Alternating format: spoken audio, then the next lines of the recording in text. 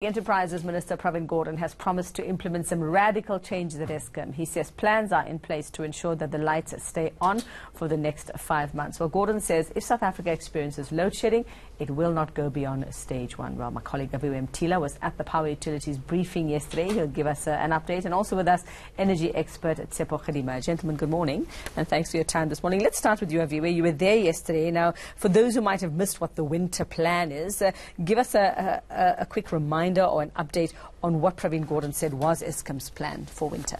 Well, Yuveka, yesterday we saw a brighter picture that's been painted by the power utility. Certainly a better picture than we saw 2 weeks ago, where it seemed like they didn't know what the actual problems were with the power utility. It started with Pravin Gordhan, the Minister of Public Enterprises, apologizing to South Africans once again for the recent spates of load shedding that we've actually seen over the last couple of months. And then he went on to detail this winter plan that he has. He guaranteed that there'd be no load shedding over the next 5 months. Or at least at the most, we expected to face spates of stage 1 load shedding for 26 days during the whole 5 months. That's at the most. But of course, Eskom themselves, they self-confess that when it comes, the biggest challenge is in fact they have the plans in place, but the implementation of them. They do mention a winter plan in place where they say that they have 40% more maintenance that they're going to do. The diesel is there, but implementing them is one of the biggest challenges that they self-confess. So why though?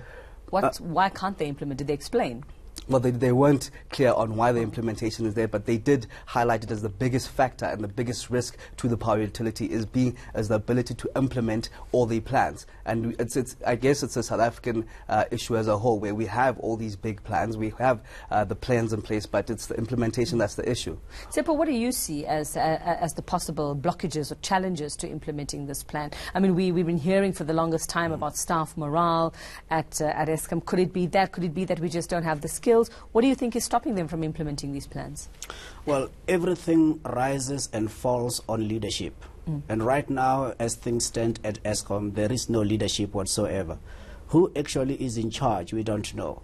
And that was amply demonstrated by having no less than 7 people who all gave input in this presentation. Now, if you take what was happening yesterday, you contrast it with ordinarily what you would get from any Fortune 500 companies, particularly in the US, you'll find that leadership, because they take it so serious, the CEO has to demonstrate intricate knowledge of the entire corporation, whether we are talking about operations, we're talking about the market or marketing, we're talking about human resources, we're talking about everything else. The CEO would have to be the one who leads from the front and demonstrate. Now, there was a lot of information that was given. The question that I think some of us are now left wondering about is that, well, to what extent that the CEO of this company actually has comprehended and knows what judgment calls he's going to make from the information that was presented yesterday. So I think that left a worry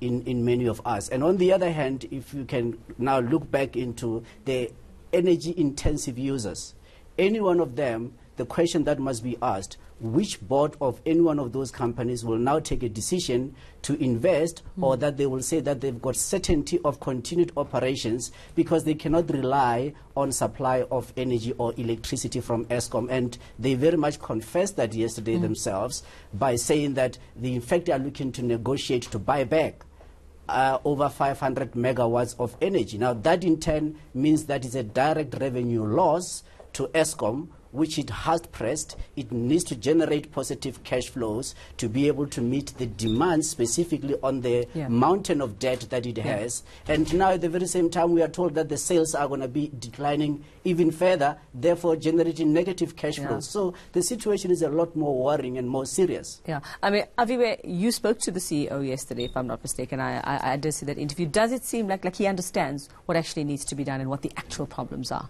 Just from from your chat. From the engagement that I had with him, he's more, well, in the press briefing, as Uputi mentioned next to me, he was more sheltered by Minister Pravin Gordhan, who was more at the front of, it seemed like he was at the helm of things, with the CEO maybe taking a step back. But it did go into a bit of detail. But what I couldn't get from him is the assurance of when we'd actually see the end of load shedding as a whole. Because I posed that question to him, and he gave, you know how they gave technical issues, but we never got that specific answer as to when we'll see the eradication of load shedding as a whole. The radical changes, I mean, what are we looking at? Any idea? Well, they did mention, of course, the splitting Eskom into three, and they did give the reasons which we for knew already, it. Yeah, they did give the reasons of it. But the radical changes include the maintenance. They're saying they'll be doing 40% more maintenance than they've done in previous years. Remember, in the previous briefing, they did blame a lot of the problems in the power stations that have not been properly maintained over the years. They're aging coal power stations, and we need, per se, new power stations now. They did mention that they'll be taking a keener interest into Medupi and Kusile as a whole. They'll be adding 4.5 billion there, but we didn't get a timeline as to when that will be supposed to be happening. But we do understand that they do say around about 90% of Medupi and Kusile are already complete. They just need to now add a couple more billions to make sure that they complete and finish at this stage. And Sepp, I mean, the other questions around this, we saw places, stations like Medupi and Kusile, we haven't been able to get it right for years. Now all of a sudden you say that we can fix this can be done. We have stage 4 load shedding, we go to 2 weeks of no load shedding. All of a sudden you say, if we do in winter, this could be stage 1. How is that possible? They sound like very extreme ends of things, that all of a sudden all of these things can just be sort of okay. Do we buy it? We cannot buy it. Now, if you look at the new build, for example, the 2 power stations, what shocked me was that there seems to be this fundamental misunderstanding of the difference between unit synchronization and power plant commissioning. So we hear people here speaking about the new units, that they have added 3 units, and that those units specifically at Medupi can give a certain level of reliable power supply or output.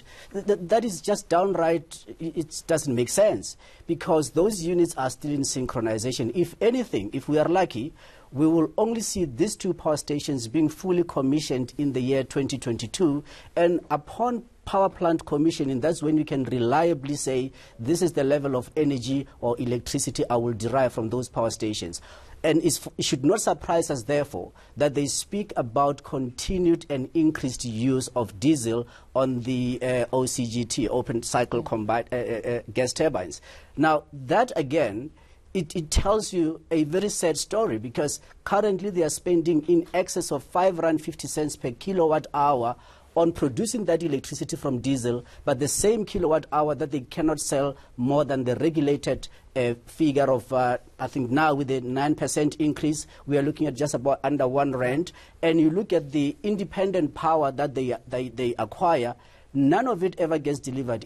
It accounts for 100% loss to Eskom, but is an increased cost to the consumer, which consumer now, by and large, is no longer able to buy that energy, and hence we are seeing the decreasing sales. At the same time, we are going to see an increase in what they term technical and non-technical losses. The technical losses are as a result of the power loss in the transmission, whereas the non-technical losses are effectively electricity theft, as more users are now stealing more electricity. Just this past financial year, it was well over 19,000 gigawatt hours of electricity that accounted for the technical and non-technical losses. So the situation is a lot more serious. But the question is, can you break Eskom into 3 parts in this particular juncture? And that, for me, will be a catastrophic decision to make. Okay, well, 5 months. Let's see what happens after the next 5 months. Thank you very much, Aviwe Mtila, and independent energy expert Sepo Khadima. And farmers having their own challenges at the moment.